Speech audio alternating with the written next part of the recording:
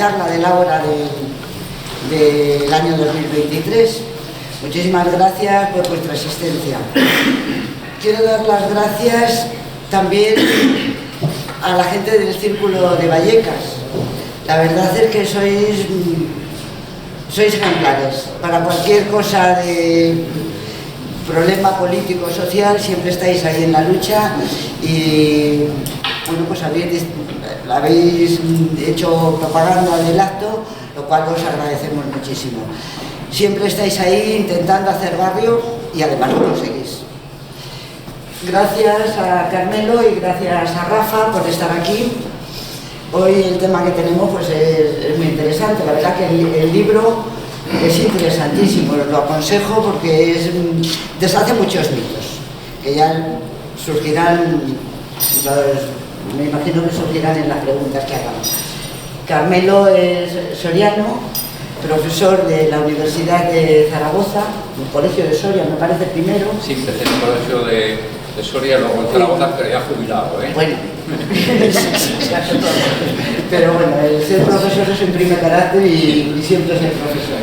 Y es historiador y escritor. Y supongo que os va a interesar muchísimo. Yo estoy con grandes ganas de verle hablar porque la lectura es una delicia leer. Pues nada, Rafa, que a lo mejor se me conoce desde que nació prácticamente. No, ya se lo he dicho a Rafa, que le conozco antes de que naciera. Porque a Rosy y a Rafa, aquí se habla de Rafa hijo, Rafa padre. Lo de Rafita ya pasó a la historia, ¿no? Entonces los conozco, incluso yo creo que antes de que fuerais novios, ¿no? Rosy. Rafa se lo comentaba algo que no conocía Rafa hijo. Nosotros teníamos yo milité en una organización universitaria en finales de los 68, 69, 70, que era un nombre muy rimbombante, la verdad, que era un nombre que marcaba no un horizonte republicano, sino que yo creo que lo que marcaba era un horizonte revolucionario, ¿no? Nos llamábamos las Juventudes Universitarias Revolucionarias, o sea, el tema era muy pomposo, ¿no? Entonces creíamos, los estudiantes, los jóvenes en general, creíamos en que la revolución era inminente, ¿no? Yo recuerdo una conversación en Moncloa con un compañero que uno de los dos, no recuerdo cuál, decía, ¿la revolución cuándo se va a producir la revolución? Uno decía, no sé si eran 2 años, el otro decía, ¿cómo va? 2 años, en año y medio lo hemos hecho, ¿no? De nuevo muchas canas ya, muchos años encima y la revolución no se ha hecho, ¿no? Entonces, en aquellas JUR había un comité de universidad y ese comité de universidad un buen día nos dijeron que nos iban a presentar a nuestro responsable dentro del partido. Para nosotros tener un responsable dentro del partido era como que habíamos ganado adentro, ¿no? Y que teníamos algún camino, algún trecho ya bien andado, ¿no? Pues el responsable nuestro no era nadie, ni más ni menos que Rafa Mayoral padre, ¿no? Entonces el partido era el Partido Comunista de España Internacional, también un nombre muy preocupante, que después pasó a ser el Partido del Trabajo y nosotros pasaron las juventudes a llamarse Joven Guardia Roja, que también denotaba un poco los objetivos que se marcaban, ¿no? Yo de Rafa ya únicamente para terminar es decir que de tal palo tal astilla, de una madre militante, sindicalista y política y de un padre que venía ya perseguido desde Sevilla cuando se afincó aquí en el barrio, pues ha salido un hijo que es Rafa, que es una buena astilla, ¿no? De ese palo, una buena astilla. Para mí Rafa es un referente en cuanto a la militancia, en cuanto a la madurez política, en cuanto a la firmeza y en cuanto a la fidelidad. Entre los tiempos que corren, el tema de la fidelidad es un poco complicado mantenerla, ¿no? Bueno, pues Rafa, yo creo, es una persona de la que yo personalmente me fío.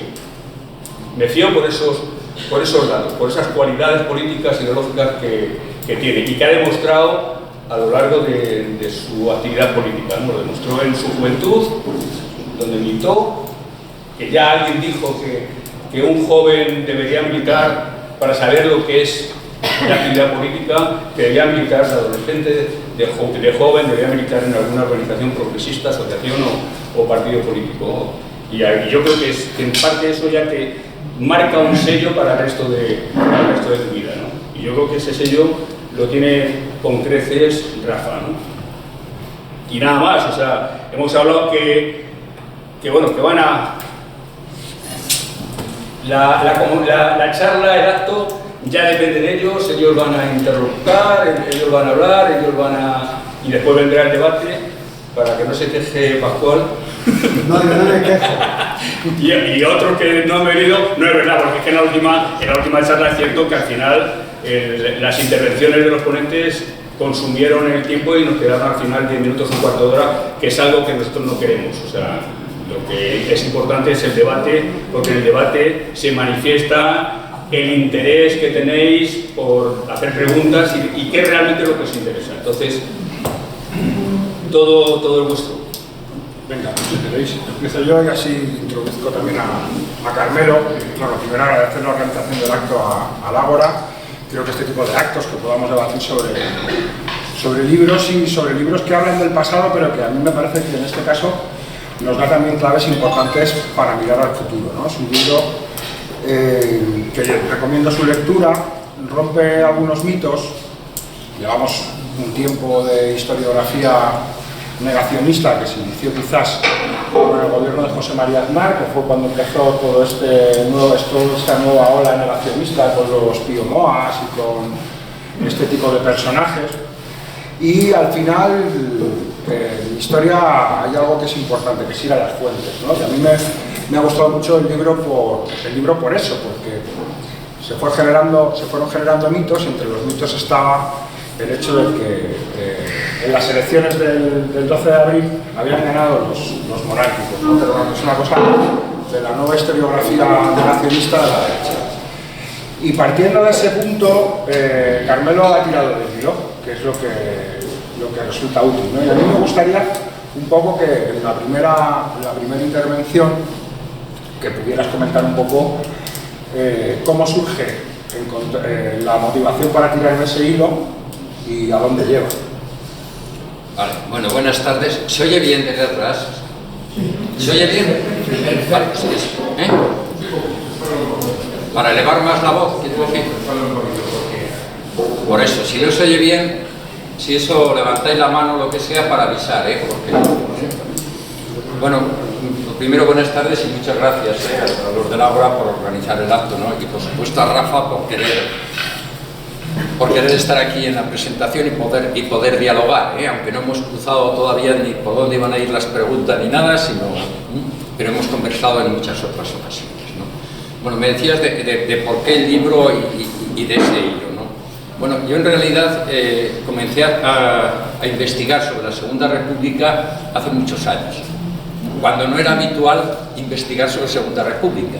De hecho, hice la tesis doctoral, primero la tesis de licenciatura, cuando estaba en el Colegio Universitario de Soria, y aquí a una que lo recordará, pero yo hice la tesis de licenciatura primero sobre las elecciones en Soria el año 31. Era el año 1973, y entonces en España no se investigaba sobre Segunda República. Y luego continué la tesis ya ampliada a todas las elecciones durante la República en la provincia de Soria, pues hasta el año 78. Quiero decir que mi pasión por investigar sobre la Segunda República viene de muy lejos, ¿no? Luego ya en las investigaciones, bueno, me fui hacia el siglo XIX, hacia otras temáticas, y ahora, después de haber publicado con Catarata, a la que agradezco además, y también están ellos, ¿no? Ahí, bueno, después de haber publicado el libro de Caciques y Caciquismo en España, 1834, que son los orígenes del parlamentarismo, hasta el 2020, que lo llevo, el caciquismo, bueno, pues después de haber publicado ese libro y que tuvo, bueno, pues creo que buena acogida, pues les dije que decían de escribir otro libro. Digo, solo me apetece escribir ahora de historia sobre las elecciones del 12 de abril de 1931. Y por una razón, porque, como tú decías, está muy instalada no solo de los últimos tiempos, sino en la enseñanza, tanto en la de bachillerato como en la universidad y como en el conjunto de la población, bueno, que fueron unas elecciones que, al ser de concejales y eminentemente administrativas, no tenían un claro contenido político y desde luego mucho menos plebiscitario, y que además las habían ganado los monárquicos. Eso lo habéis oído en más de una ocasión y en no pocas discusiones, incluso de bar, ¿no? Bueno, llega la República, sí, pero eran elecciones municipales y además había mayoría de concejales monárquicos y demás. Y entonces, claro, uno se queda sorprendido por el absurdo, porque eso es cultivar el absurdo. Tenga la ideología que tenga, sea monárquico o republicano, es cultivar el absurdo por lo siguiente. Vamos a ver, una monarquía largamente instalada en España, como es la de los Borbones, con ciertas salidas, ¿no?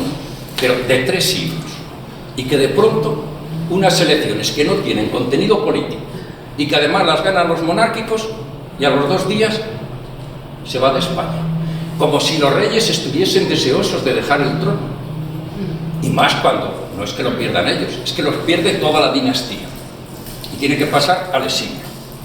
Y bueno, vamos a desmontar ese absurdo, porque es que es absurdo por sí mismo, ¿no? Y entonces, bueno, pues el libro fundamentalmente nace de ello, de combatir un auténtico absurdo, un absurdo que se instala ya en la guerra civil.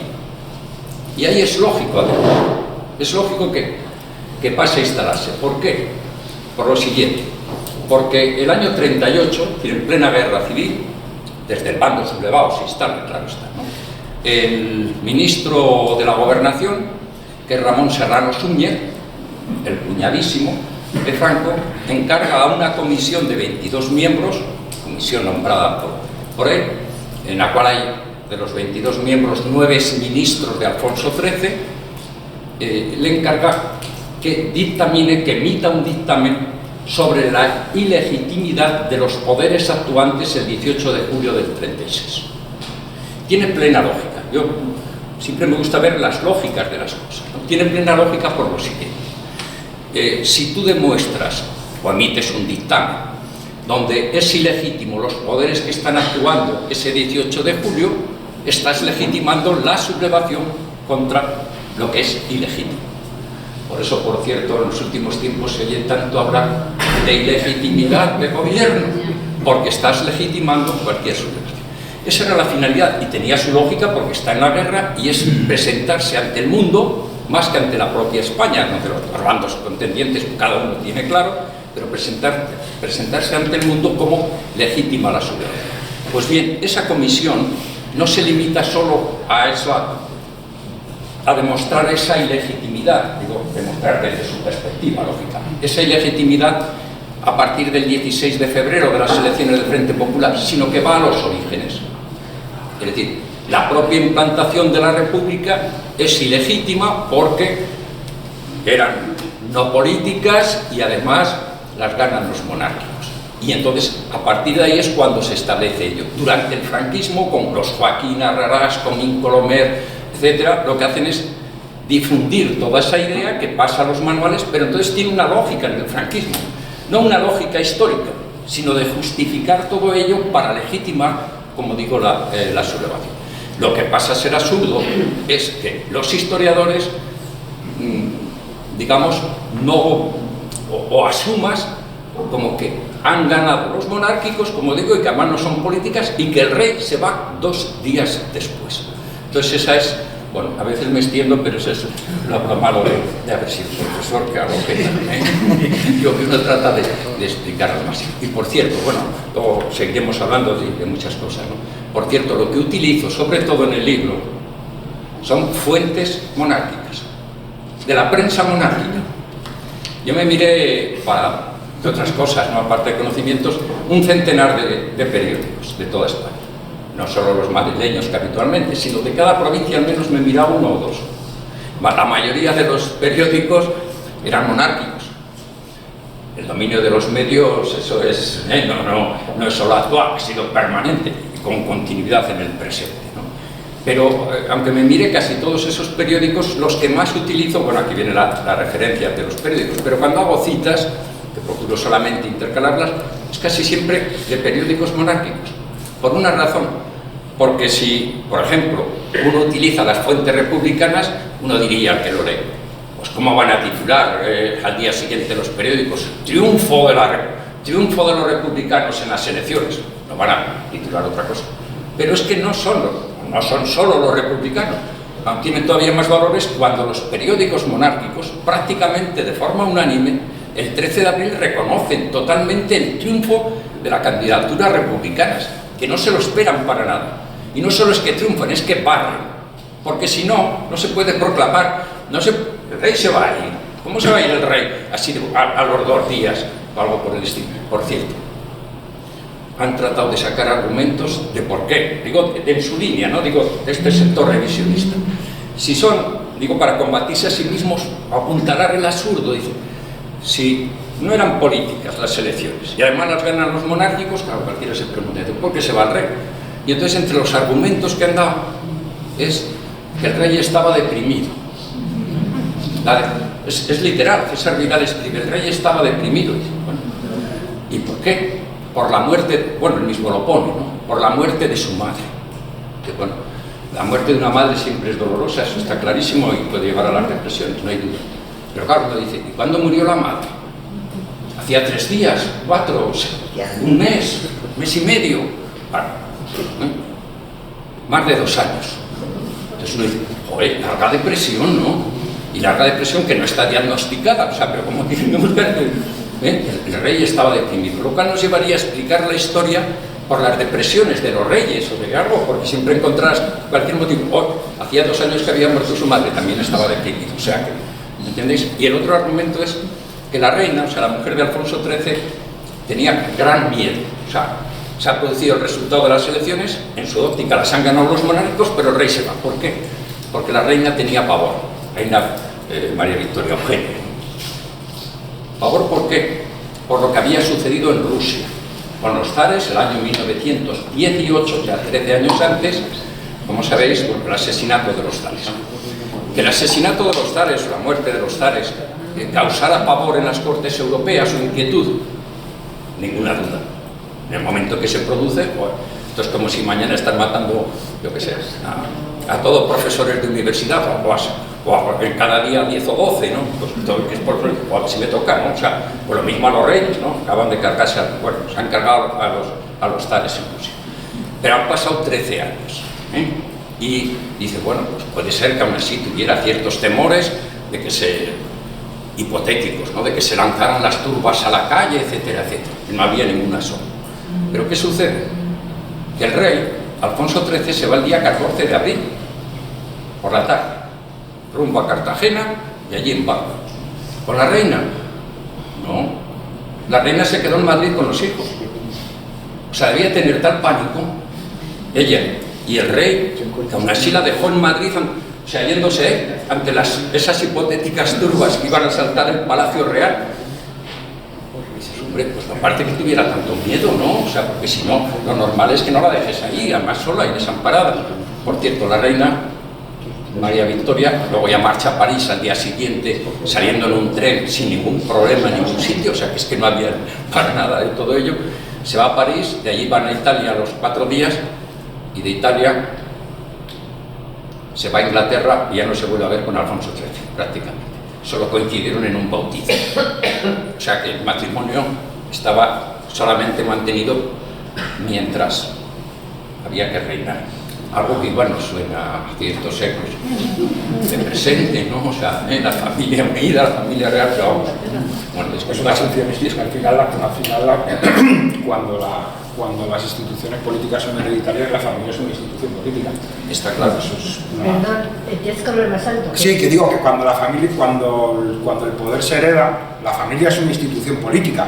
Sí. Ese es el problema, es decir, interesa en la medida en la que va a determinar cuál es la propia jefatura del Estado. A mí me parece interesante una de las cuestiones de este libro, es porque rompe un mito. Quizás siempre que se habla de la República, se habla del referéndum de la República, que ese va a ser el camino y todo eso. Claro, este libro pone encima de la mesa un hecho histórico que tiene otro correlato, la primera, que es que la República nunca ha venido a través del referéndum. Claro, a mí sí me gustaría hacer un poco el correlato de cuál es el proceso de descomposición que lleva a esa situación. Es decir, porque claro, la ilegitimidad sobre la que hablan, que generan posteriormente de forma artificial en la propia dictadura, intenta levantar lo que había sido un consenso social en España, que era la legitimidad de la monarquía como institución política, por su vinculación con la corrupción, por su vinculación con la dictadura. Bueno, como un poco esa lógica que llevó a que la monarquía cayese en España, que no es un referéndum, sino que es en unas elecciones municipales. Sí, sí, yo creo que es muy importante lo que dices, ¿no? Claro, retomando más globalmente, en España ha habido muchos cambios de régimen, como bien sabemos, sobre todo en los 2 últimos siglos, etc. La mayor parte de ellos por medio de las armas. Es decir, desde la guerra de independencia con la salida de los reyes, la guerra civil, pero ni siquiera menciono todos, la guerra civil carlista que dura 7 años entre las 2 familias dinásticas, la sublevación del 68, la gloriosa del 68 para echar a Isabel II, el fin de la Primera República, la entrada de Pavía en el Congreso por medio de las armas, la restauración monárquica con Alfonso XII, el pronunciamiento militar en Sagunto, y lo mismo para muchos cambios de gobierno. Son militares. Solo hay, especialmente hay 2 excepciones. Y me interesa subrayarlos por una razón, porque normalmente se dice la república como forma de desastre, etc. Todos los otros cambios, siempre, insisto, con las armas. Las 2 repúblicas, ninguna fue por las armas. La llegada de las repúblicas. La primera república del año 73, el 11 de febrero de 1873, la proclaman, para que veamos que puede haber caminos tan distintos para proclamar la república. La proclaman en unas cortes monárquicas. O sea, los diputados son monárquicos. Acaba de ir Amadeo de Saboya, que renuncia al trono porque, bueno, pues está en toda...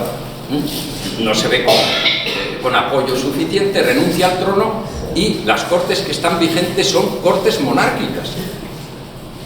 Pues bien, esas cortes monárquicas son las que proclaman la Primera República. La razón, porque ponerse a buscar otro rey después de lo que había costado buscar a Amadeo de Saboya, que aceptara la corona, que había tardado 2 años, vamos, ya no se podían poner a buscar. Es cuando dice... Y porque los Borbones nunca más. Eso había sido la gran frase de Prim, jamás, jamás, jamás, nunca más los Borbones, que no fue muy profética, por lo menos. Está claro, ¿no? No resultó demasiado profética. Bueno, pues en esas cortes, que es cuando Castelar dice, Emilio Castelar, ¿no? Dice, más o menos textualmente, ¿no? El gran tribuno Castelar, que dice: en España, en lo que llevamos de siglo, ha fracasado la monarquía absoluta con Fernando VII. Ha fracasado también la monarquía liberal y parlamentaria con Isabel II. Y ha fracasado la monarquía democrática con Amadeo. Lo que ha fracasado es la monarquía. Solo nos queda la república. Entonces así es como llega la primera. Y la segunda es mediante, bueno, estamos resaltando, unas elecciones municipales.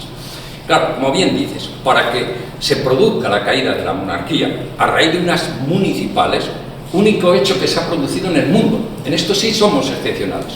Jamás ninguna monarquía, y han caído muchas, otra cosa es que la mayor, casi en la totalidad de los países donde han caído no los han vuelto a poner. En España es el país que más ha repuesto a los Borbones, ¿no? Se les echa, lo cual tiene también, bueno, luego hasta lo podemos comentar, no digo de cara, sí, pues sí, sí. Bueno, pues digo que en España se les ha echado y se ha vuelto, ¿no? Pues bien, hay para esa salida y que unas municipales determinen, como digo, la caída de un régimen y la salida de un rey, tiene que haber todo un ambiente previo.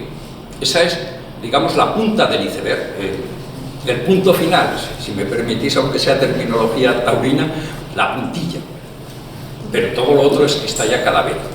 Y es, bueno, aquí en el libro, sí que trato de analizar no solo esas elecciones del 12 de abril, sino cómo se llega a ellas, el deterioro de la monarquía desde la crisis de 1917, que es la gran crisis, es el año de la Revolución Rusa, pero en España es la crisis del sistema de la Restauración, con, bueno, por un lado las juntas militares, o sea, los distintos frentes, el frente político, especialmente de la Asamblea de Parlamentarios partiendo de Cataluña, y la huelga obrera, tanto de la UGT, especialmente, de la UGT y parcialmente de la CNT. Bueno, pues desde el año 17 el sistema entra en crisis y la monarquía entra en crisis. Y eso se acelera, bueno, tan en crisis, es que hay tantos paralelismos con momentos del presente y de hace unos años. Tanto entra en crisis que los dos partidos que se alternaban en el poder, ahí era turnismo puro, o sea, 2 años gobernaban los conservadores, 2 los liberales, al siguiente 2 los conservadores, o sea, cada 2 años. Bueno, pues como ya el sistema está tan en crisis que forman gobiernos de concentración. Concentraciones conservadores y liberales juntos. Que aquí en ocasiones se ha mencionado la posibilidad también de gobierno de concentración en ciertos momentos donde se veía amenazado el sistema, pues ahí fueron gobiernos de concentración. Pero eso no consigue detener la crisis, porque ahí llegará el desastre de Anual, de 1921. Anual es, bueno, el imperialismo español de baja intensidad, pero no porque no hubiera más deseos desde la cúpula del poder, sino porque no había fuerza suficiente, y Anual es la gran derrota ante las cábilas marroquíes, con prácticamente 13.000 muertos. Y 13.000 muertos son muchos muertos para esconderlos debajo de la alfombra. Y esencialmente, bueno, de las clases populares, ¿no? Entonces estalla el escándalo de Anual para ver quién es el responsable de Anual. Insisto, que no solo unos años antes, 20 años antes, se ha independizado Cuba, Puerto Rico, pero eso ha sido en lucha contra los yanquis, contra los poderosos Estados Unidos de la América del Norte, parte de los insurgentes cubanos. Pero aquí no, Anual es con las cábilas marroquíes, con los que decían que no pintaba nada, y eso conmociona a toda la opinión pública, lógicamente. Entonces empiezan a buscar responsabilidades. Las responsabilidades de Anual. El gran tema, hay momentos donde hay palabras que quedan muy marcadas. En los inicios de la transición era consenso. Los que tengáis una cierta edad recordaréis que solo se hablaba de consenso. O sea, ahora, bueno, ahora es amnistía, el tema que está. Entonces, el gran tema fue responsabilidades. Eso era la prensa de todos los signos, responsabilidades. ¿Responsabilidad de quién? Claro, se miró el general que mandaba las tropas, el general Fernández Silvestre. Pero no se le podía pedir responsabilidades porque se había pegado un tiro. Y a los muertos, pues no. Entonces se buscó responsable el ministro de la guerra, por cierto, Luis Marichalar y Monreal, abuelo del que fue consorte de... Pero Luis Marichalar y Monreal enseguida se llamó Andana, dijo que se había enterado de aquello. Se buscó al alto comisario de Marruecos, el general Damaso Berenguer, que luego sería presidente del gobierno, por cierto, y Berenguer dijo lo mismo. Yo no me he enterado, o sea, no ha contado conmigo. Y entonces empezó a apuntar al rey. Entre otras cosas porque era muy amigo de Fernández Silvestre, y entonces se comentó, sea real o no, que le había mandado el rey un telegrama diciéndole, porque Silvestre se quejaba de que no avanzaban las tropas, de que el mando eran unos inútiles y unos patuatos, desde que le había mandado un telegrama en el que decía, olé los hombres con lo que se supone, ¿no? Y entonces, bueno, se empezó a apuntar al rey. Quedaba dañado la monarquía y el ejército. Y en el Parlamento, especialmente entonces con el Partido Socialista, con Indalecio Prieto, fue la exigencia constante de responsabilidades. Y entonces se hizo una comisión, que en este caso funcionó, del general Picasso, un antecesor, tío abuelo, que luego es genial pintor malagueño, ¿no? de Pablo Picasso. Y fue honrado, o sea, fue una comisión honrada, y el general Picasso empezó a ver responsabilidades en la cúpula del ejército, de cómo malgastaban el dinero, de cómo no llegaba para los armamentos porque se lo quedaban los oficiales, bueno, o sea, destrozado. Eso lo tenía que analizar el Parlamento una vez después de las vacaciones del verano del 23, o sea, cuando se abrían las Cortes en octubre del 23, entonces el verano se guardaba. Pero esa comisión y ese Parlamento nunca ya llegó a funcionar. ¿Por qué? Porque el 13 de septiembre de 1923, de ese mismo año, Miguel Primo de Rivera daba un golpe de Estado y se acabó el Parlamento, y el tema de las responsabilidades de Anual ya nunca, ni nadie más desde el poder se supo. Entonces eso lleva a un deterioro, y la monarquía apoya ese golpe. Desde ese mismo momento también el rey se convierte en un perjuro. que era como le llamaban Cánovas del Castillo, estoy hablando del año 73, monárquico a machamartillo, estamos hablando de un Cánovas, y me decía, dice, mi padre, durante la dictadura, cuando iba a ver al rey, le decía a mi madre, vamos, la madre, ¿no? Le decía, vuelvo luego, que me voy a ver al perjuro. Y estamos hablando de un monárquico a ultranza, un Cánovas entonces, ¿no? Bueno, pues vas a ser un perjuro porque el rey había jurado guardar y defender la Constitución en el momento en el que accede al trono. Y claro, esa Constitución queda eliminada con la dictadura, por eso vas a ser un perjuro. Y eso lleva a que sectores monárquicos también cuestionen a la propia monarquía durante la dictadura. De hecho, hay sublevaciones que ya no son solo los Unamuno desterrado, etc. Es que Sánchez Guerra, que había sido presidente del gobierno, participa en una conspiración. Bueno, y es detenido. Y hasta Romanones, el conde de Romanones, ministro, bueno, se puso dinero, tampoco mucho porque era bastante roñoso, ¿no? Pero puso dinero para ayudar y demás, ¿no? Las conspiraciones, o sea, que fueron varios. Entonces es el deterioro monárquico. Y, claro, cuando cae la dictadura, el año 30, en enero del 30, la interrogante es, ¿y después del dictador qué? ¿Después del dictador quién? Porque el problema siempre añadido de las dictaduras es ¿qué poner después? Aquí ya vimos, después del dictador o cuando muera Franco, las instituciones, si recordáis, se decía aquello, seguirán, ¿no? Seguirá todo. Bueno, pues entonces, después del dictador, ¿qué? Entonces, lo que hace el rey es nombrar a Berenguer, ese que he citado, un general, y otro general, para que se vuelva a la normalidad constitucional. Volver a la normalidad constitucional es volver a lo anterior a 1923. Es decir, aquello que no había servido antes, ahora lo queremos cumplir. Nada de una nueva constitución, porque un proceso constituyente siempre es revolucionario. Siempre, todo proceso constituyente. Y entre otras cosas puede poner en cuestión la monarquía. Entonces es volver a eso. Intenta hacer unas elecciones municipales, unas elecciones a diputados, pero fracasa. Y los republicanos, en esa línea que decías, ¿cómo se plantean que puede llegar la república? ¿Cómo se puede plantear esa generación? Nosotros hemos visto que hay otras formas, porque otra cosa la del 12 de abril. ¿Cómo se pueden plantear ellos, los sectores republicanos que la quieren? Solo hay una vía, la armada, la vía militar, la vía de alzarse con las armas más la huelga. ¿Por qué digo que solo hay esa vía? Porque es desde 1834, incluso desde 1808, es la única forma de cambiar el gobierno, nunca por medio de unas elecciones, nunca. En España había habido,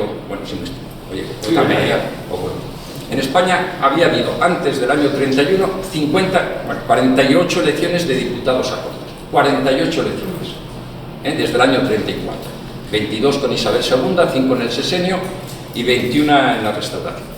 De las 48 elecciones, siempre las ganó, menos una, que ahora las comento, pero en los inicios, siempre las ganó el partido que las convocaba. Siempre. Es decir, los moderados o los progresistas. Y luego conservadores o liberales. Siempre.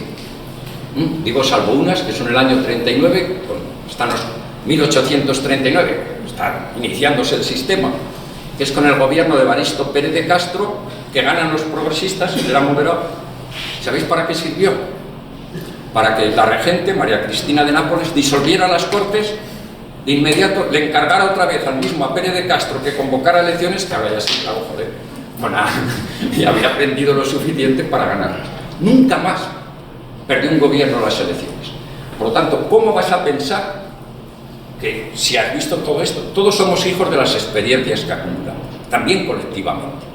Si 49 elecciones han dado siempre el triunfo al gobierno que las convoca, no vas a pensar nada menos que un régimen, no ya de cambiar de gobierno, va a venir por unas elecciones. Entonces es la vía armada, y entonces hay militares antimonárquicos y algunos otros republicanos, y entonces es una sublevación militar, que va a ser el alzamiento en Cuatro Vientos el 15 de diciembre de 1930 con Franco y Queipo de Llano, Franco Ramón.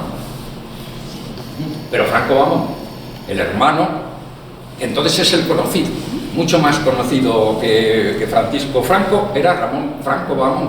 ¿Por qué? Porque había sido el piloto del Plus Ultra, el que había hecho el viaje del Plus Ultra, entonces con Rada y todo ello, ¿no? Entonces era el grado.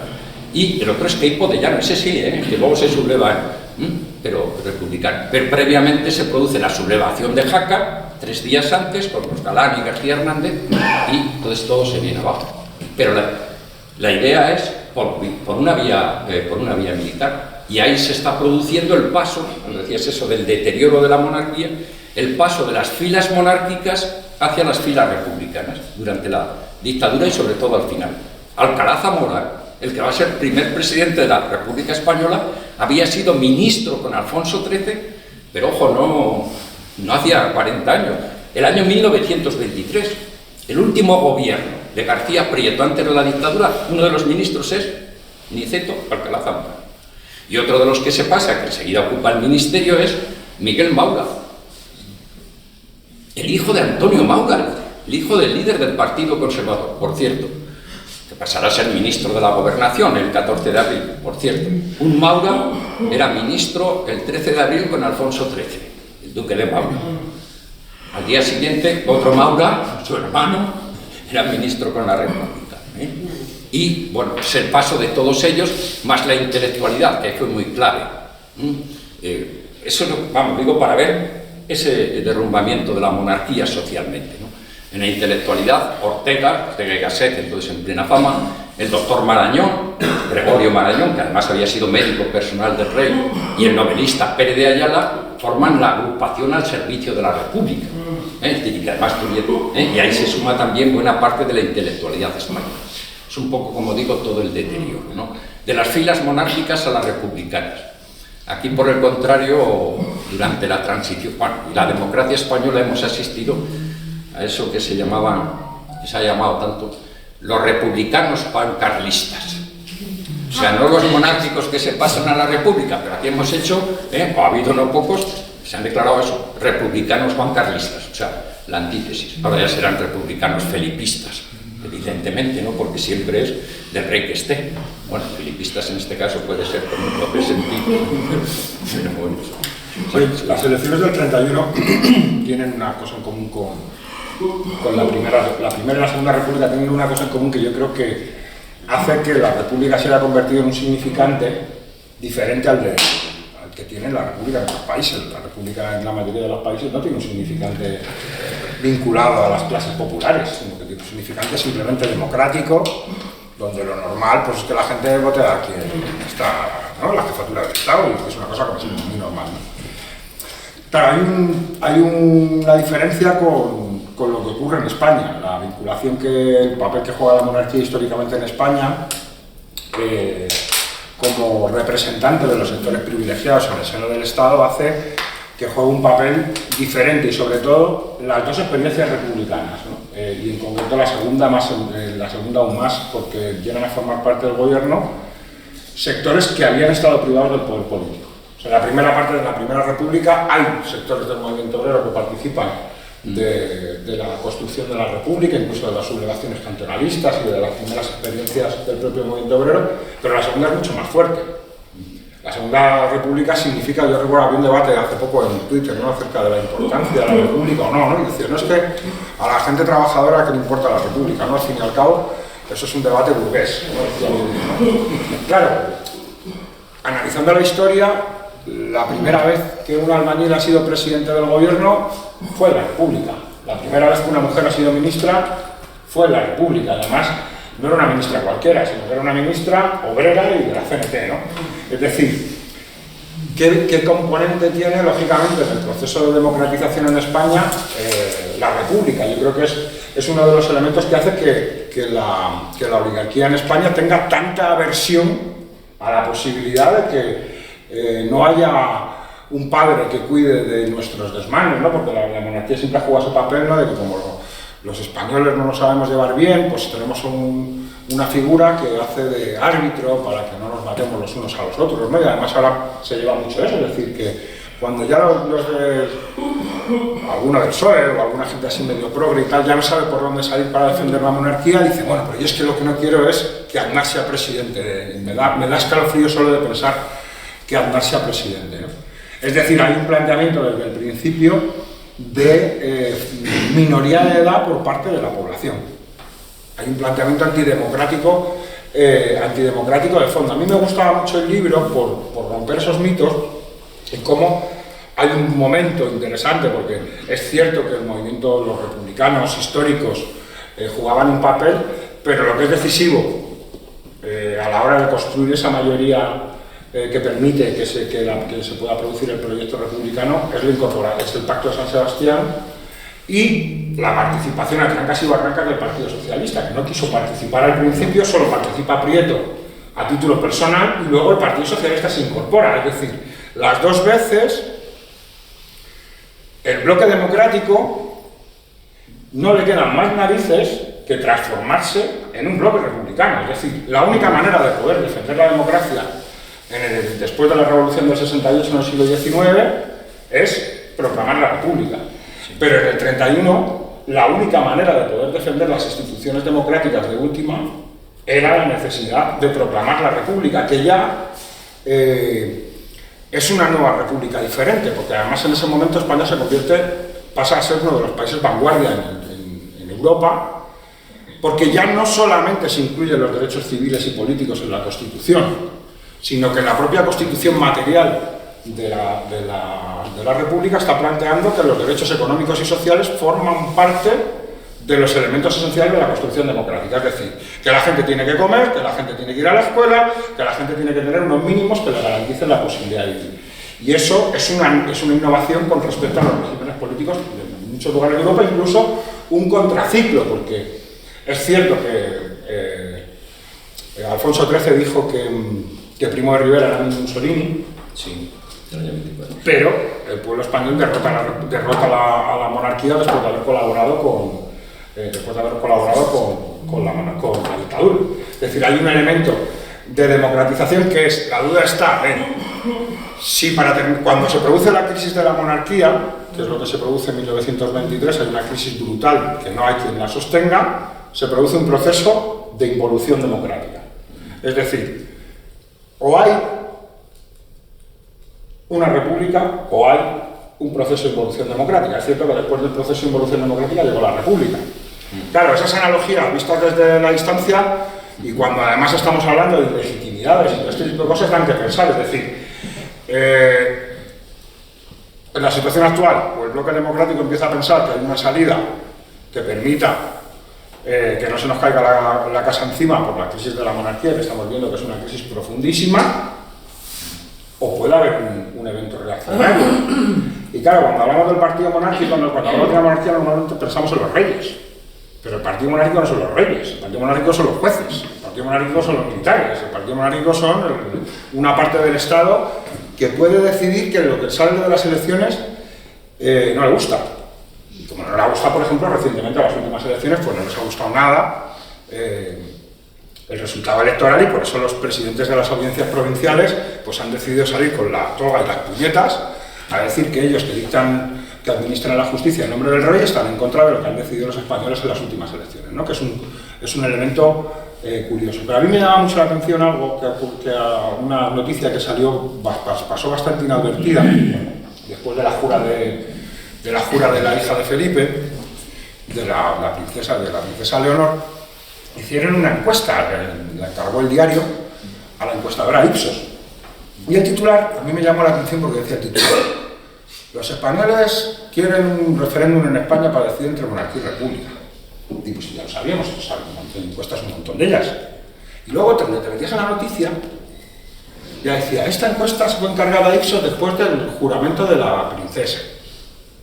Y una de las preguntas era, ¿a usted le parecería bien que la princesa Leonor heredase la jefatura del Estado? Y la mayoría de los encuestados dijeron que no, aunque no estaba en el titular. Claro, entonces, a mí me llamó la atención porque dije, ¿por qué tienen tantas ganas de que discutamos del referéndum cuando hay un hecho político del que podemos discutir, que es, venga, vamos a hacer uno? La mayoría de la gente de la monarquía ni la entiende ni la comparte. Eso es así. Ahora bien, hay monarquía porque quitarle es un lío.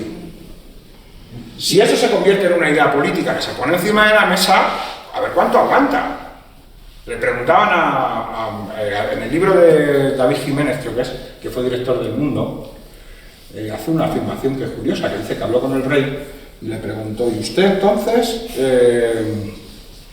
si los españoles no le quisieran? Dice, pues yo soy un demócrata, si los españoles no me quieren, yo me iré y me dedicaré a otra cosa, dice, ¿no?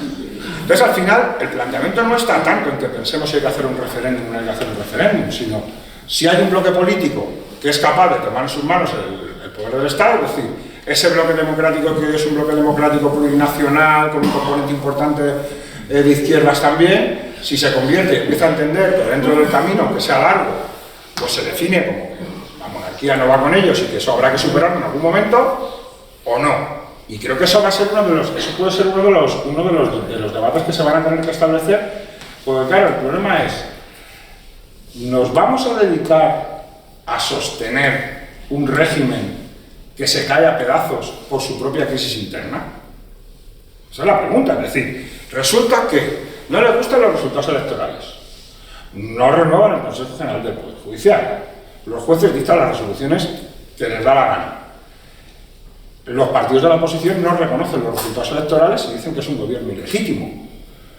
El bloque democrático, ¿qué espera?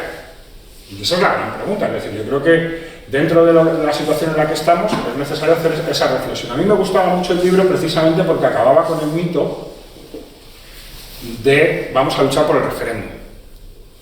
No, vamos a superar la monarquía. Es decir, nos plantearíamos un referéndum para superar la esclavitud. Eso se puede someter a votación, la esclavitud, porque si se puede someter a votación para abolirla, se podrá someter a votación para volverla a poner, ¿no? Si es tan democrático una cosa, será tan democrático la otra. Es decir, al final creo que en buena medida el debate que necesitamos establecer no es tanto entre monarquía y república como entre monarquía y democracia. Y al establecer el debate, la contradicción entre monarquía y democracia, la conclusión es que para superar esa contradicción lo que hace falta es cambiar el modelo de Estado. Y además hacerlo entender que eso tiene una relación con lo que ha sido la oligarquía histórica. Había un estudio que hacían hace poco en la ciudad de Florencia y decían que en los últimos 500 años las familias que han gobernado, que el poder económico era el mismo.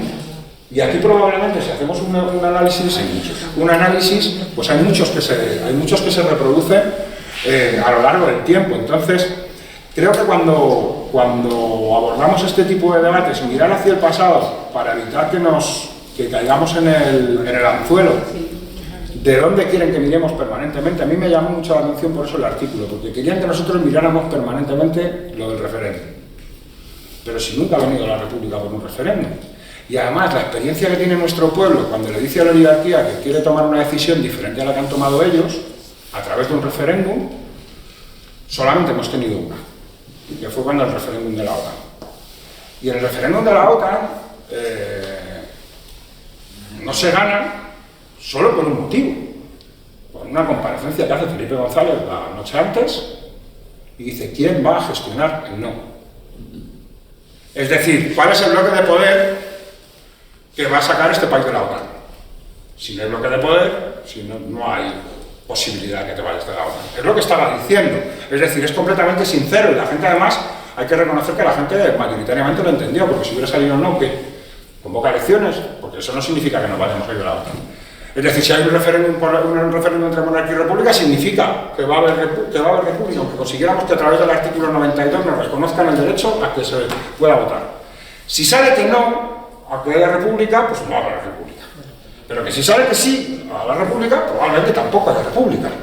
Si no tienes un bloque de poder que sea capaz de gestionarlo, probablemente no lo puedas ni ganar. Con lo cual, al final, el debate, y lo que nosotros tenemos que empezar a pensar es cómo se construye una mayoría política que sea capaz de democratizar el Estado, que es al fin y al cabo a la que estamos. Y yo creo que ese es el punto donde poder ponerlo, porque hay cosas que se parecen, o sea, no son iguales, pero hay como reflejos, ¿no? Reflejos de esa dificultad que tiene el Partido Socialista para entender el proyecto republicano. Sí es cierto que con distancias en las posiciones ideológicas, pero en ese momento tampoco había una decisión clara de qué suponía y qué aportación suponía para las clases populares la República. En principio, el Partido Socialista, cuando va al Pacto de San Sebastián, va a Prieto por cuenta y riesgo, por cuenta y riesgo y en contra del criterio de la Rodríguez. que no estaba con el asunto, ¿no? Y el Esteiro también en contra, o sea, que el Esteiro tampoco estaba. Claro, pero la pregunta es, entonces, a lo mejor una de las cosas que están pendientes es, precisamente, hay una cosa que a mí me gusta mucho que es escuchar a los adversarios, ¿no? Me parece que los adversarios dicen cosas interesantes. Y dice Isabel Díaz Ayuso, insigne presidenta de la comunidad, van a por una república federal y laica, y te falta lo de solidaria. Pero claro, ¿por qué está diciendo eso? Cuando eso no está en el orden del día y nadie lo está pensando. Pues básicamente en este caso porque creo que es posible. Es decir, si es posible construir un Estado que reconozca la plurinacionalidad, los derechos sociales, los derechos ambientales y la nueva ola de derechos feministas, ¿es posible articular una mayoría en torno a eso? Es posible articular una mayoría en torno a eso. ¿El bloque democrático se puede articular en torno a eso? Es posible. Pero hay que tomar la decisión de querer hacerlo. Es decir, y eso es lo que yo creo que es uno de los debates que están ahí y además tiene que ver con la salida del modelo neoliberal, que ahí es otra de las cosas que habitualmente cuando se habla de la República siempre se dice, bueno, pero eso que tiene que ver con las cosas del poder. Claro, ¿nosotros queremos salir del modelo neoliberal? No. Salir del modelo neoliberal es subir el 40% del salario mínimo. No salir del modelo neoliberal es subir lo que sube el IPC. Salir del modelo neoliberal es limitar la subida de precios de los alquileres. No salir del modelo neoliberal es dejar que los alquileres suban lo que haga falta. Y así podemos seguir. Salir del modelo neoliberal es desprivatizar la sanidad o desprivatizar la educación. Salir del modelo neoliberal es que tengamos empresas públicas que garanticen los servicios esenciales, que no tengan que ser monopolios en manos de empresas privadas. Es decir, al final, de lo que estamos hablando es de salir del modelo neoliberal, pero la gran pregunta es, ¿pero se puede salir del modelo neoliberal? ¿Se puede democratizar el Estado, es decir, hacerlo útil para las mayorías sociales manteniendo la monarquía? Esa es la pregunta. Si ves quién viaja habitualmente con el rey en el avión, se hace difícil de pensar, porque suelen ser, ya no va acompañado de condes, de marqueses y vizcondes, sino que suelen, alguno va, pero de los que están en los consejos de administración, que la oligarquía en este país siempre ha partido por costumbre que si no tenía título, se hacía con uno, como hizo el señor el conde de Fenosa, que no era conde, pero consiguió su título. Y a mí por eso me parecía que este tipo de libros nos sirven en la medida en la que veamos el eco de la historia. Creo que si no aprendemos de la historia va a ser muy difícil que podamos construir el futuro. Hay una cosa que nosotros hemos discutido alguna vez, hemos hablado sobre el papel de lo que supuso realmente el franquismo como la herramienta de reinstauración de la monarquía. Y ahí, de hecho, nuestra discusión es porque yo planteo que Franco no deja de ser más allá de un regente. Sí, luego, es que le llama regente. Sí, claro, porque al fin y al cabo era un general monárquico que había hecho su carrera al servicio de Alfonso XIII y que en el año 47 lo primero que hace es restaurar a España como un reino. Y él, que es el caudillo Don Pelayo, la reencarnación del caudillo Don Pelayo, que restaura la corona en España. Pero que si hubiera vivido hasta el 2023 hubiera seguido sin poner la monarquía. O sea, que entonces... Claro, eso está puesto en el 47. Bueno, sin estar el rey. El regente. Bueno, es que esa es la discusión, porque le llama regente a Franco, y es cierto que Franco era monárquico, como lo era en buena parte del ejército antes del año 31. No todo, como he comentado antes, ¿no? Pero después, vamos, primero era él. O sea, y es otra Europa, es la Europa del fascismo, y de hecho, su padrino de boda el de Franco fue Alfonso XIII. Pero después, Alfonso XIII, cuando está la sublevación, envía al que pasa a ser príncipe de Asturias, don Juan, que en realidad es el tercero de los hijos, pero el mayor era hemofílico, y entonces estaba, el mayor de Alfonso XIII, y el segundo era sordomudo, y entonces, claro, Alfonso XIII les fuerza ya en el exilio a que renuncien a sus derechos al trono, porque si en la Constitución no pone un sordomudo no puede ser rey, entonces les fuerza a que renuncie. Entonces pasa a ser don Juan. Y Alfonso XIII envía a don Juan, con 18, 19 años que tiene, bueno, pues ya el año 17 tiene 31, 22, 23 años, para que se incorpore a las filas del ejército, a la marina en concreto. Y llega a Burgos y demás, y Franco le manda, vamos, él no es directamente Franco, no sé si el general Sabaquero, cuál de ellos, le dice, de vuelta para casa, o sea, aquí no vengas. Y lo intenta otra vez, y vuelve otra vez a España para sumarse a la sublevación, aparte que Alfonso XIII había puesto dinero.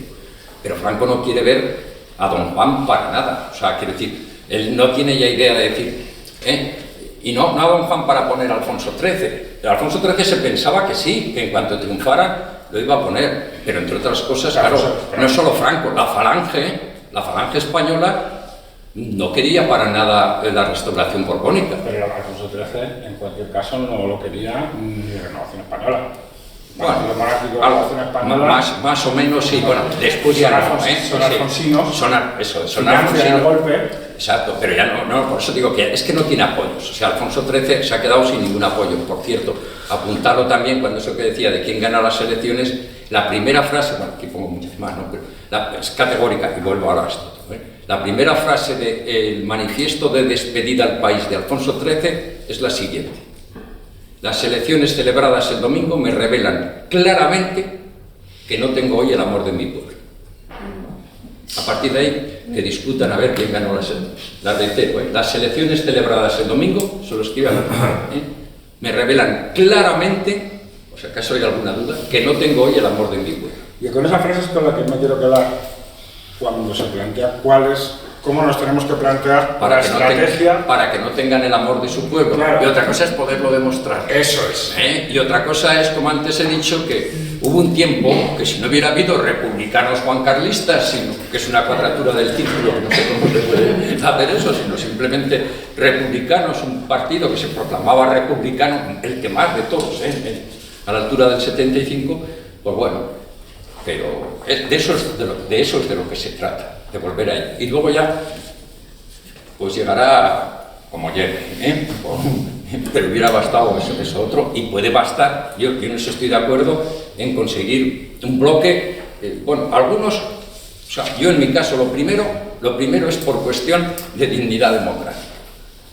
O sea, digo, el rechazo a la monarquía, cualquiera, ¿no? Es decir, eso de que por la herencia, porque mi padre, etcétera, es que es feudalismo puro, porque entonces tendría que ser labrador, porque mi padre era labrador y mi madre y mis antepasados, y cualquiera que se mire en esa misma trayectoria. Entonces lo de la herencia es algo que choca con mis propios principios. Luego ya podemos entrar en más complejidades de la estructura del Estado, pero eso es esencial, o sea, bueno, es que es esencial en sí mismo, ¿no? Y lo que iba a comentar antes, y otro, solamente un problema añadido que era el que quería apuntar, ¿no?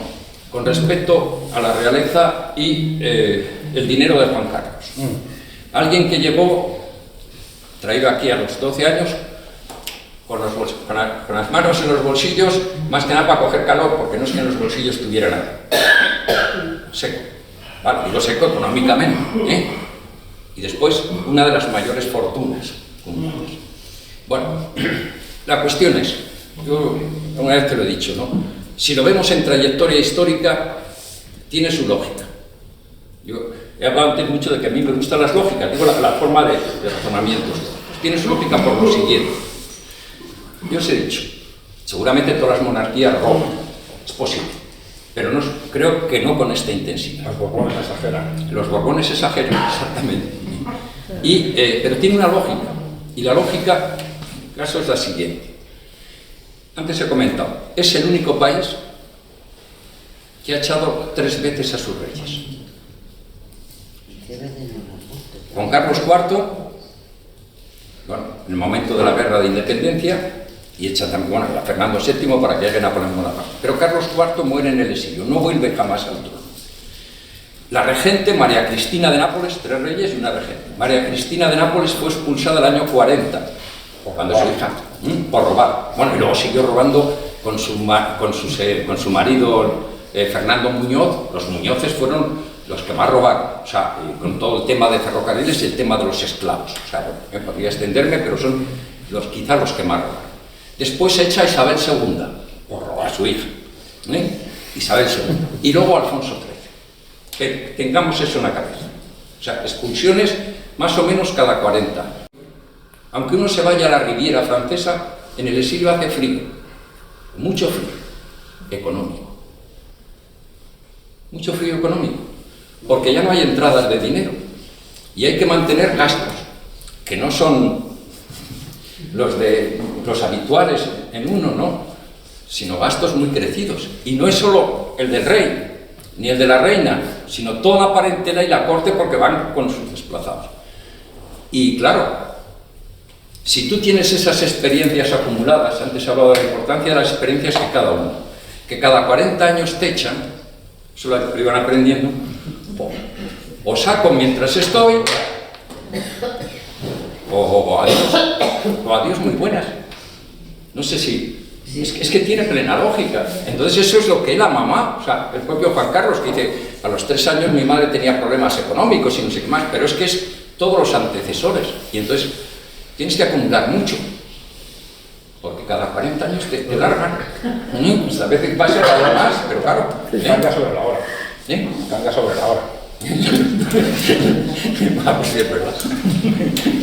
Creo que tenemos que Pasamos al debate. Sí. Venga. ¿Alguien más?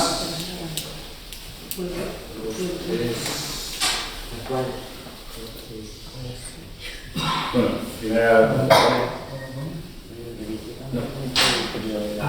Sí. Supongo que el historiador ha leído No fue posible la paz. Sí, no te mucho.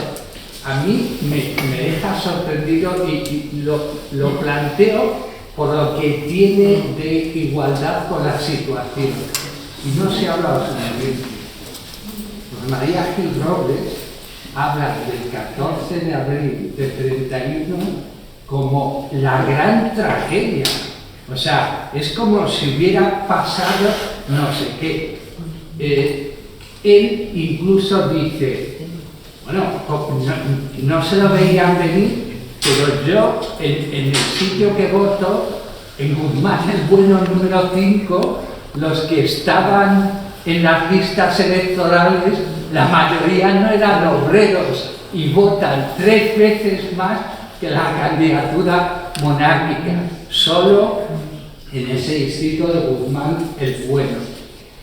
Creo que es necesario actualmente repetir que la acción española, la acción nacional, el partido agrario de los años 30, no es que son primos hermanos del PP y Vox, no, son hermanos gemelos. La estrategia, usted que ha revisado los documentos, es la misma.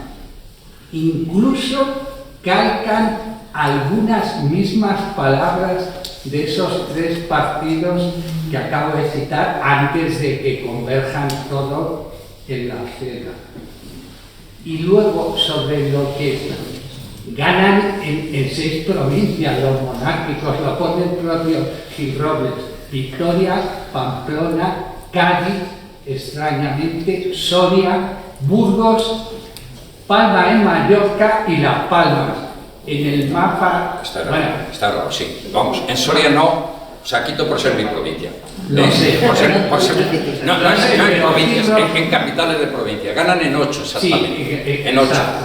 O sea que es Lugo y Orense también, pero en Soria no, porque hay una mayoría, Lugo y Orense. Pero son 8. Sí. Pero bueno, es igual, sí. O sea, y aquí en algunas ganan en número de concejales, pero no en votos. En Burgos y en Vitoria pierden en votos en las capitales y sacan un concejal más. Pero bueno, hay que insistir mucho, porque cuando se habla del Partido Popular, Alianza Popular anteriormente, de Vox, es que estratégicamente hacen lo mismo que hacen las derechas españolas que acabo de nombrar en los años 30, desde el minuto 1, después del 14 de abril. De eso nadie habla, ni siquiera algunos que se consideran como comentaristas o analistas políticos progresistas. Nadie habla en esos términos porque es peligroso, claro. Y luego, sobre lo último, sobre lo que planteabas, el bloque existe ya. Si quitamos al PSOE actualmente, el resto del bloque de investidura no tiene nada que ver con la monarquía, ha roto.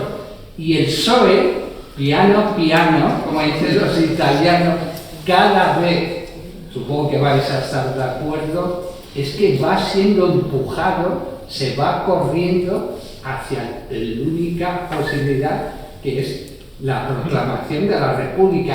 Repito, el bloque actual de la investidura, que no es progresista como lo fue hace 4, es todavía mucho más antimonárquico, porque han entrado en confluencia las nacionalidades que han roto con la monarquía de una manera tal. Entonces, yo creo que estamos a un cuarto de hora. No sé cómo lo veis.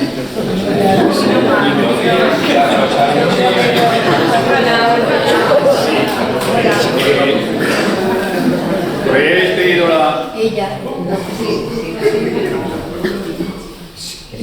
Sí, tú vas ahora, Pascual. Después vas tú. Bueno, me levanto simplemente para que se me vea y se me oiga. Quiero empezar agradeciendo tanto a Carmelo como a Rafa Mayoral sus reflexiones muy interesantes, por supuesto al moderador, la presentación que hizo y a los organizadores de esto. Vamos a ver una breve reflexión. Trataré de ser breve, aunque cuando estaba en activo como profesor nunca lo era. Trataré de ser breve. Una república evidentemente es un paso frente a una monarquía. Y la nuestra, las dos, fueron en su momento, especialmente la segunda. Pero no asegura nada, estrictamente, no asegura nada de beneficio real para el pueblo. La monarquía, o sea, tiene la ventaja de que, por lo menos, evita los perjuicios de la monarquía. Es decir, un mal jefe del Estado republicano se puede siempre cambiar por la vía electoral. Pero ojo con que repúblicas las hay de todas las naturalezas. Y de hecho, la nuestra, la segunda, no le perturbaba mucho durante el bienio negro, tuvo su bienio negro, no le perturbaba mucho a la derecha. Quiero aclarar la derecha, cuando digo la derecha me refiero a la oligarquía, a la plutocracia, digamos, de este país. No le preocupaba mucho esa república. Y de hecho, al margen de alguna que otra chabotada que la suba, algún otro intento de rebelión que más o menos se pueden titular de chabotadas, que acabaron además sin condenas o con indultos, pero la rebelión de verdad, es decir, la derecha decide utilizar su brazo armado, el ejército, no es contra la República estrictamente, es contra el Frente Popular. Y estamos viviendo un proceso un poco, es decir, la transición, el final del franquismo tampoco le preocupó mucho a la plutocracia y a la oligarquía española. Ahora es cuando le preocupa los gobiernos progresistas. Eso sí le ponen muy nerviosos. Y luego finalmente termino con un comentario que me ha parecido, que decías que, aunque me ha parecido muy raro, que aproximadamente cada 40 años se produce una, digamos, exilio forzoso del rey. Pues es que ya toca. Gracias. ¿Cuál? Vale, en principio, gracias por la historiografía que ha planteado, ¿no? Lo que pasa es que, bueno, no entra de lleno en la república, ¿no? Yo como republicano, como miembro de la Asamblea Republicana de Moratalá, y como republicano tengo 70 años, llevo yo más de 50 años ya viendo la tricolor ya en mi mente, ¿no? Lo importante sería que apareciese. Pero no digo esto en plan de banderita ni nada, sino digo llevando la situación a la realidad actual, ¿no? históricamente está muy bien, ¿no? Pero yo creo que se ha hablado muy poquito, se ha censurado mucho, en la escuela sobre todo, ¿no? Han pasado casi 50 años de la muerte del dictador, o sea, casi 2 generaciones, ¿no? Y verdaderamente la juventud, que es lo que más importa en estos momentos, porque son los que verdaderamente van a traer la república. Yo creo firmemente que van a ser la juventud, ¿no? La historia no hay que cambiarla, no hay que liberarla de su problemática. La historia es la historia. La república tiene su historia, evidentemente. En muy poco tiempo hizo muchísimo, si se compara con repúblicas europeas, ¿no? Hablamos con claridad. Luego aquí en España ha habido una oportunidad grande. Yo discrepo un poco con la opinión del compañero que dice que bueno, que no hubo oportunidad. Hubo una oportunidad muy grande en los años 76-77 de verdaderamente llevar a cabo la implantación de un sistema democrático, ¿no? Porque todos sabemos, todos y todas, ¿no? Sabemos que la monarquía es impuesta por el franquismo, es impuesta por una dictadura, evidentemente. Luego, con Franco era príncipe de España y tal, de Asturias, bueno, se comentaron esa historia, por eso que en Asturias, evidentemente, el 65% de la población es republicana, ¿no? No voy a entrar en Asturias en concreto, porque hay muchas ciudades, provincias, nacionalidades, etcétera, que también se sienten republicanas y por mayoría. Hoy no se plantea, yo personalmente no planteo un referéndum, sino simplemente la instauración de una república, porque es lo más democrático que hay. Decía en el 77, porque hay organizaciones, el compañero ahí ha dicho su militancia en la izquierda, y el que más y el que menos estaban militando clandestinamente, y con grupos armados, porque la dictadura había que combatirla armadamente también. De hecho, me parece recordar los últimos fusilamientos de Franco, fueron verdaderamente injustos, fueron completamente como el régimen que tenían, ¿no? Entonces, sin salirme mucho ya de lo que quiero comentar, deciros, es que en el 76-77 hubo una gran oportunidad, antes de aprobarse la Constitución, esta, la del 78, hubo una gran oportunidad de verdaderamente ser una Constitución republicana. Llevaba verdaderamente el rey muy poquitos años y tal, si además no era como tal, porque evidentemente la Constitución no venía recogida, o en las discusiones previas que hubo no venía recogida la monarquía para nada, sino que además que todos y todas sabemos lo que dijo en una entrevista Adolfo Suárez a una periodista, ¿no? Dice, bueno, esto no te lo decís que no salga en antena, que no se oiga, no, pero vamos a meter la monarquía porque verdaderamente si convocamos un referéndum, evidentemente sale la república. Yo creo que fue un tiempo, un año muy importante para este país, ¿no? Para conseguir una verdadera democracia. Y luego también para acabar, yo creo que desde el Parlamento, independientemente del número de diputados y diputadas que ha habido, se sienten o son o dicen son republicanos o republicanas, no sirve de altavoz para la monarquía, para la república. Yo creo que el Parlamento debe utilizarlo. Yo suelo recordar Heribert Barrera, me parece que era catalán, sí utilizaba el Parlamento para proclamar la república.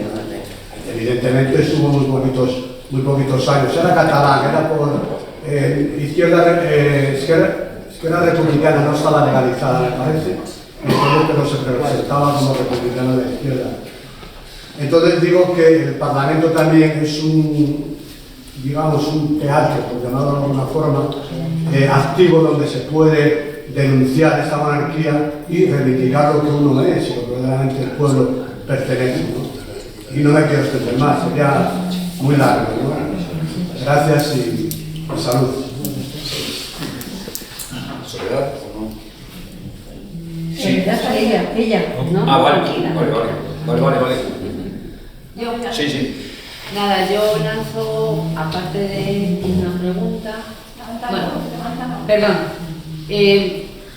las elecciones que acabaron con la monarquía se están dando, como conocimos más o menos un proceso similar en el que tenemos, creo yo, o sea, yo lo lanzo a ver si vale, volver a fortalecer la lucha obrera, la lucha agraria, porque ahí el terreno de la derecha y ultraderecha, en la España vaciada, en diferentes regiones, están tomando un poco el mando de esa lucha, que al final son los terratenientes que han existido, los caciques y todo eso que ha existido. Dotar a la gente de más cultura para que esa revolución esté constante, lo veo así. Romper con el clientelismo que decías, la judicatura, los militares, pero la Santa Madre Iglesia, cortarles el grifo de la financiación a través del Estado. O sea, pues eso, quitando esos privilegios y seguir, digo yo, que a ver si conseguimos lo que decía el compañero del cuarto de hora, pues que sea 14 minutos. Sí, pero yo me acordaba de lo que ha dicho, que decían, en 2 años la revolución. Hombre, no, eso es muy largo, año y medio. A ver si vamos a poner algunas horas más, que tengo ahora de resumiendo. Sí, que lo que necesitamos, yo creo, es mucha información a mucha gente que bueno, que lo que nos han jugado en el 2014 con la educación era como que se iba el campechano y entraba el preparado. Siempre adornando. Mira, históricamente, o sea, nosotros opinamos, ¿no? Pero históricamente el rey que hay, mientras está, es el mejor de los posibles. Una vez que ya no está, es el siguiente que hay. O sea, porque eso eso ya es muy viejo, digo, como aplicación. Don Quijote le decía a Sancho: bien se ve, Sancho, que eres villano, pues eres de los que gritan, viva quien vence. Es decir, sumarse a quien está en el poder es lo más fácil del mundo. En este caso, pues sería viva quien reina. Pero eso es, insisto, desde Felipe V, vamos, y puedo irnos a hostias lo mismo. Mientras está, no hay mejor rey, digo, para los sectores cortesanos, etcétera, y lo que difunde. En cuanto cae, vamos, además es que la saga de los Borbones, si uno se pone a mirarla, ojo, con perdón, Felipe V, que es el primero, estaba loco de remate. No, pero loco, o sea, la única discusión es si eran temas bipolares, o sea, completamente pasado. Su hijo Fernando VI, bueno, la mujer de Luis I, que solo reina un año Luis I, bueno, chota, pero chota, o sea, no lo digo recreándome, o sea, de verdad, o sea, de lo que da pena, o sea, es decir, da pena de ella, o sea, es decir, que se desnudaba, imaginaos la reina del siglo XVIII, y se ponía a limpiar los cristales, o sea, o sea, completamente. Bueno, el propio rey dice, mi mujer, le escribe a su padre, ha llegado a tal nivel que si no la encerramos no sé qué va a pasar. Bueno, Fernando VI, es el otro hijo de Felipe V, también, o sea, termina el último año absolutamente. Carlos III, vamos, es también hermano, o sea, hijo de Felipe V, él no termina, pero sobre todo se dedicó a la caza para evitar lo que decíamos, las experiencias acumuladas. Entonces, los médicos le recomendaban que hiciera muchísimo ejercicio para todo esto. Bueno, si luego ya pasamos a otros, pero la saga de verdad. Joyitas. No, es que leches, o sea, puede haber monarquías, pero bueno, disculpad. Sí. ¿Preguntas? Soledad. Sí. A lo mejor, quiero decir que prefiero situarme en el momento actual. Me levanto para que me veáis bien porque quería haceros una invitación al final.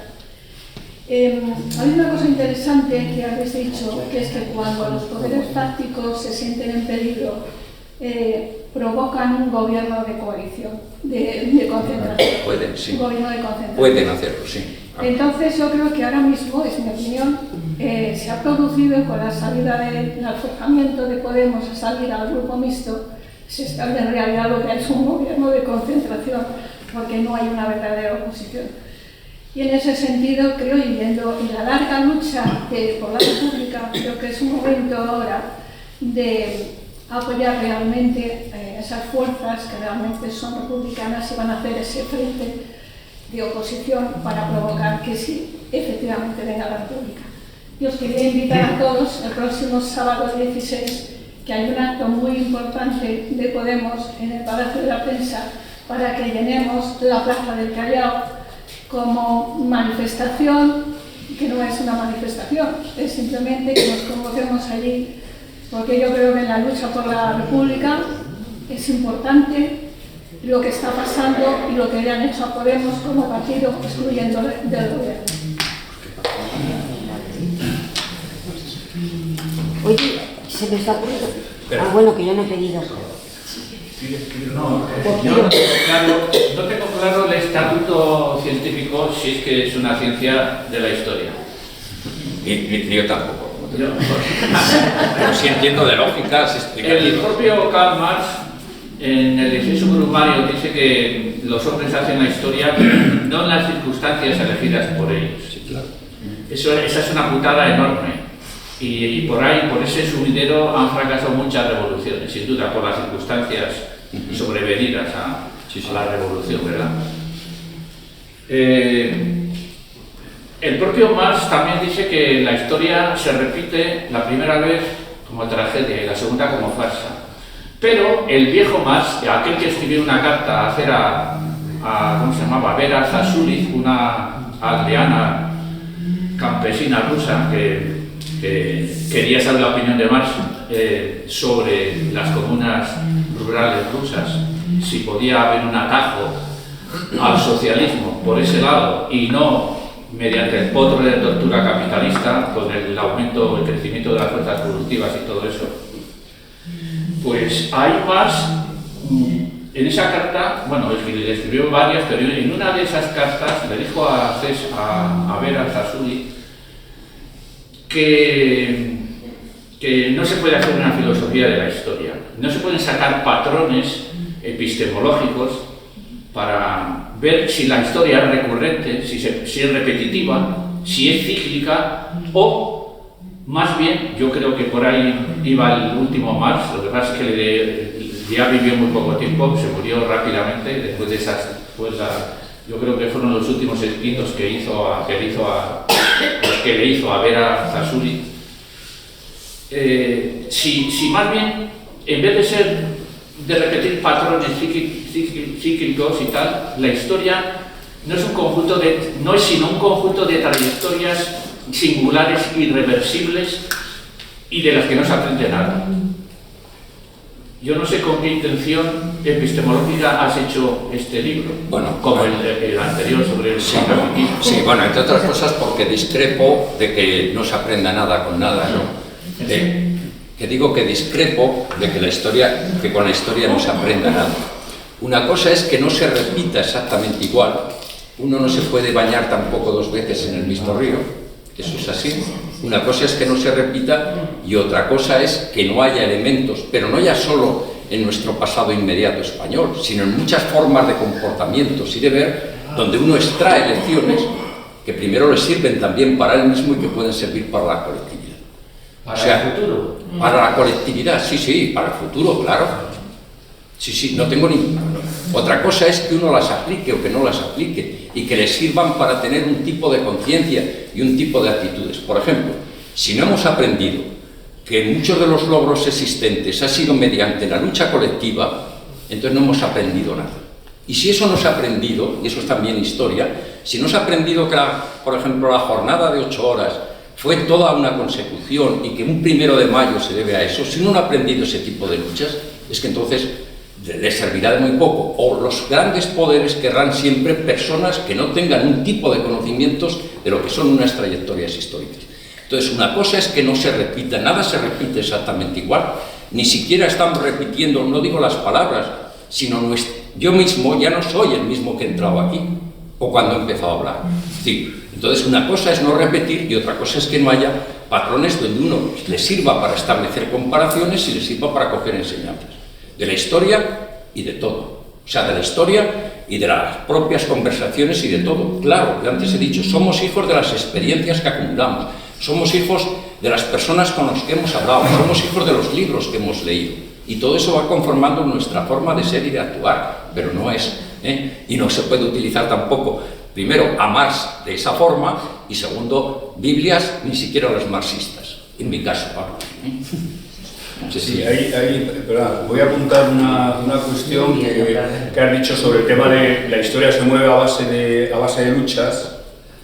Toda la historia de la colectividad. Y es así, las conquistas sociales siempre se han logrado a base de luchas, a base de ruido.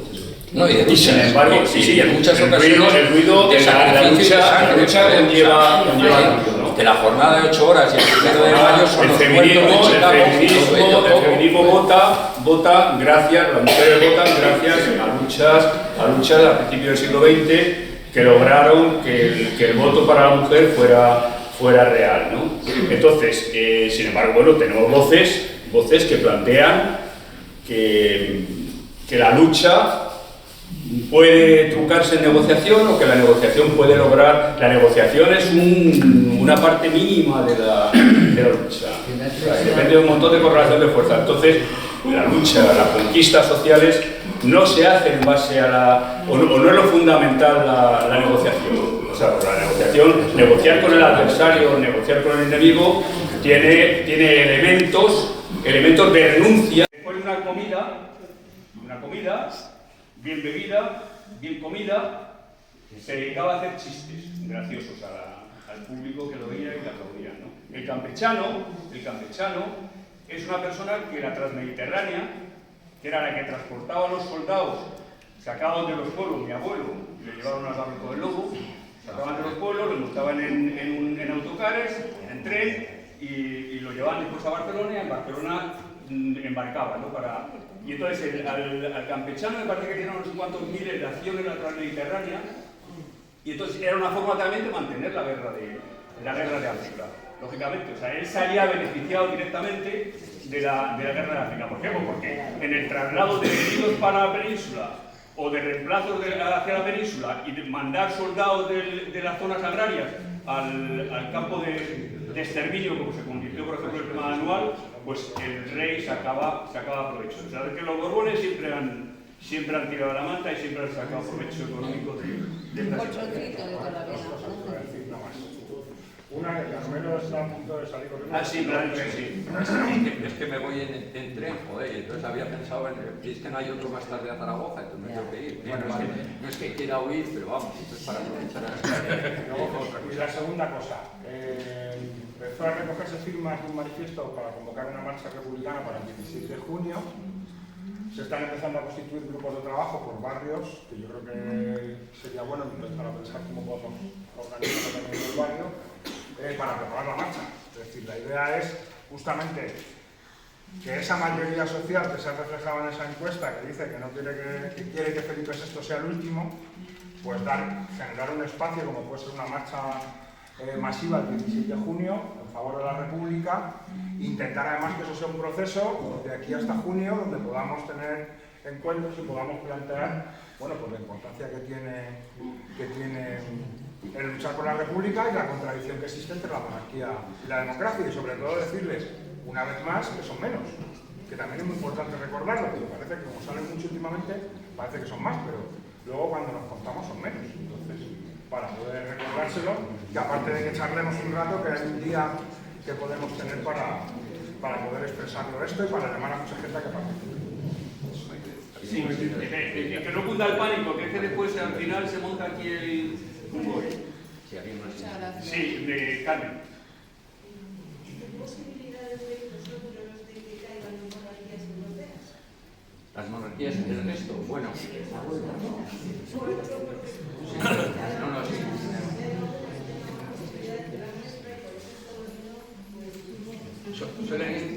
Es cierto, suele ir un poco como el castillo de naipes o que una se empuja hacia otra, ¿no? Mirad, a principios, claro, el futurismo yo eso ya sí que no lo tengo, o sea, pero sí digo, a principios del siglo XX, en Europa había 3 repúblicas: Francia, Suiza y San Marino, ¿vale? Es la más antigua.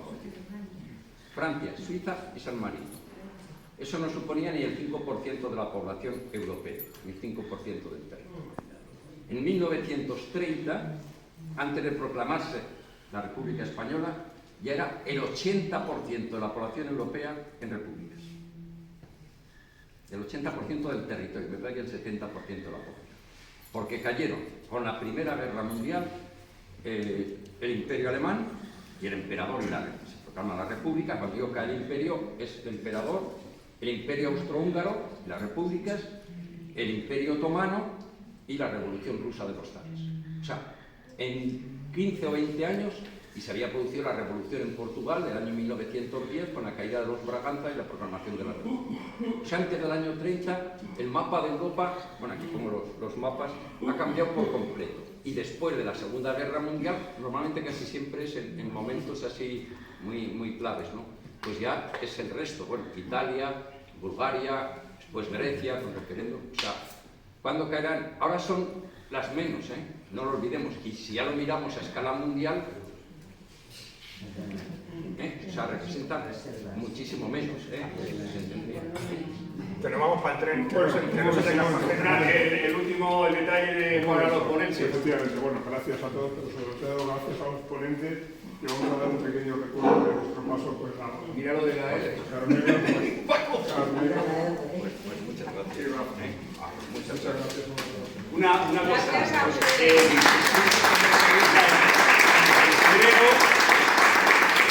Pero ya tenemos el día, ¿qué día era? El día, en enero, perdón. El 18 tenemos un acto sobre el tema judicial. El Poder Judicial, la LAUPER, etcétera, etcétera. Sí, se mandará igual.